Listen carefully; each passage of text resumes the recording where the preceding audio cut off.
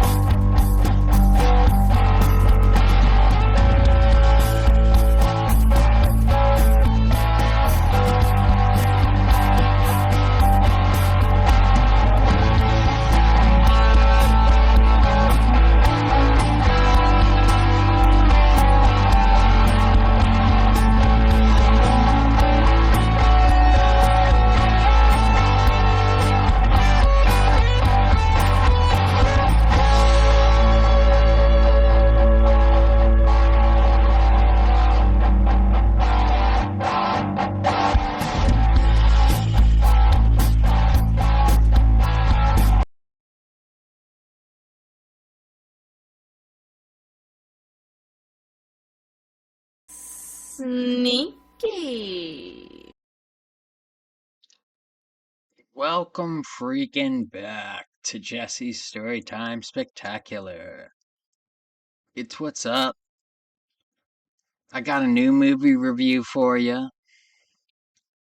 This one's coming this year, 2023.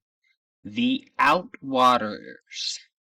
Now, this one's making a big splash around fucking movie festivals and stuff like that, winning awards, and it just dropped on Screenbox, which is pretty much Shudder's sister sort of thing. So definitely sign up for that.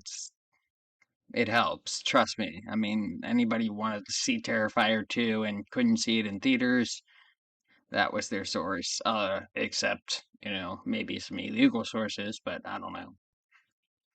Anyway, it pays for itself. I mean, to rent that film would be like $10, or to try to buy it somewhere digitally, I think it'd be like probably 15 or something. I don't know, but anyway, the whole point is this movie's fantastic.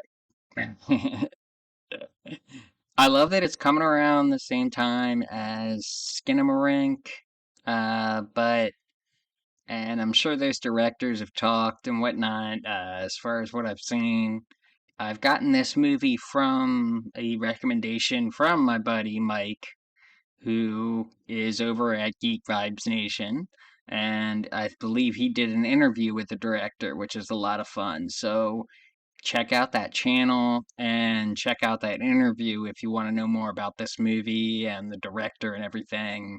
They're a good source for it. But for my non-spoiler parts of this, I've just got to say we've got four characters. They spend a lot of time with these characters too, so they spend a lot of build-up time, whatnot with them.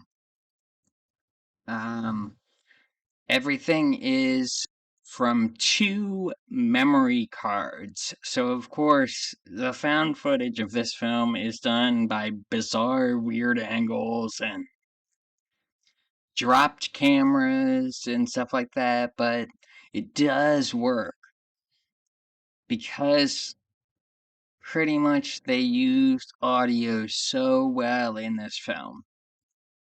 I even wrote a few of those down. Just to give off a small, tiny list of the things that they're going to hear in this desert in this movie: underwater echoes, booms from like war booms, strange owls, screeches, weird creature sounds and stuff, coyotes, obviously, but like dry thunder and lightning, which is weird and crazy there. Uh, you can't see a single thing in front of you at night. So, of course, obviously, they're relying completely on their own lights, except for the daytime. But they also end up in a mine, which is another fun twist that they throw in there, which is pretty cruel. And actually, I found that pretty very interesting. The way they go about that one. It was a smart right. Uh, and the way that just builds and builds and builds is fantastic. Honestly, there's just not enough drugs to be done while seeing this movie because there's so many drugs in this movie. I can't even tell if they were still tripping at the end of the movie or whether the dude was just nuts. I don't know. But then again, the whole thing is just pieces from these memory cards. So, of course, we're not supposed to actually really know. But, I mean, dude does chop off his shit. So, come on. Yeah, I'm spoilery, but only to an extent. But I've got questions.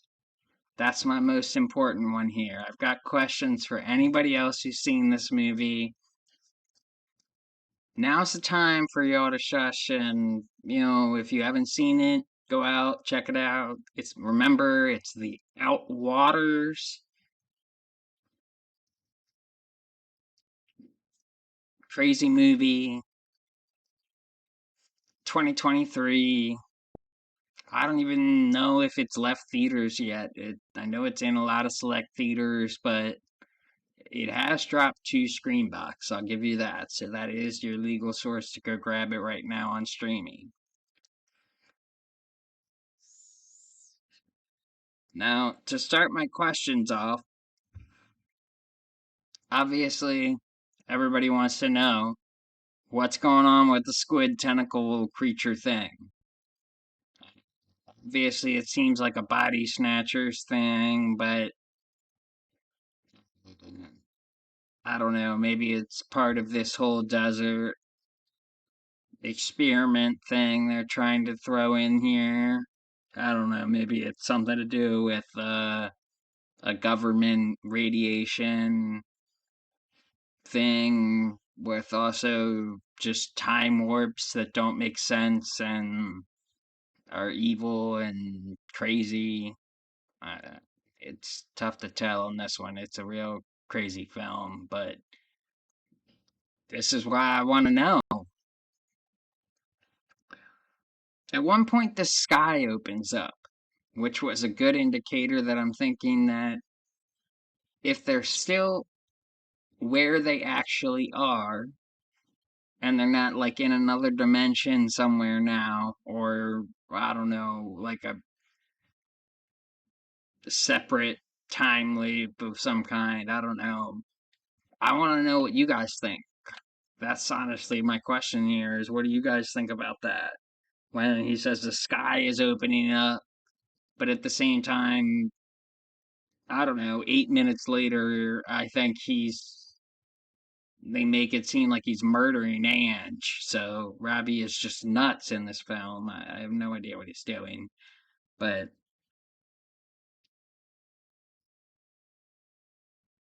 the desert creature chirping was definitely creepy and weird, and I can't tell whether it is making him hallucinate, but all of them seem to be hallucinating and coughing like crazy from the radiation. So I know whatever is going on with the coughing thing, it's crazy, but yeah, I guess obviously another big question up in the air is did Robbie kill his friends? Was it Robbie? Was it the creature? Who knows? Another thing I had was just the whole figure in the far distance he kept seeing. I couldn't really grasp what they were doing with that. I mean, I felt like it just had to do with something to do with consciousness or whatnot. Kind of like how the end had some of those strange, just flashes of new, interesting shots of you'd see different things coming out of their bodies and stuff. It didn't really, you know, make sense, but at the same time, everybody's drawing their own conclusions, and there's so much to unpack from this film that it, what can I say? It does have a 78% positive rating on Rotten Tomatoes right now, and I can't see it. I mean, stop getting more attention considering that it's pretty much the next, you know, low budget big film of this year. So definitely want to check it out. I want to know what these sounds mean. What do you guys think about these time loop theories that are going around? Do you think it really was time loops? Do you think they were all really still on drugs and just killing each other and going nuts from the dehydration in the desert and all this crazy other shit? Do you think it was a combination of those things? I'd really like to know. Plus, my skull people want to know. I mean, give them some love. My skull people. They want to know. Alright? They want to know. Did Robbie kill his friends?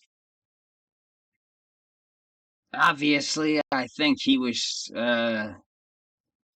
with the creature or whatever. The creature was chasing after Michelle near that ending with the whole her running in the desert with like pieces of freaking flesh flying off her while he had his, you know, shit cut off and the whole thing is just this nasty thing. But just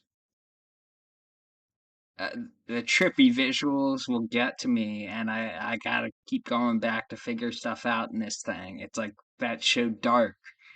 You miss one little thing, and something's just like, nope, you gotta find out what the heck that was because that's now determining the entire rest of the whole thing. So, even though it's kind of a slow burn, you want to be picking up on everything, and once it really picks up during that last 30 minutes, you really wish you paid more attention because this is my second watch now and I'm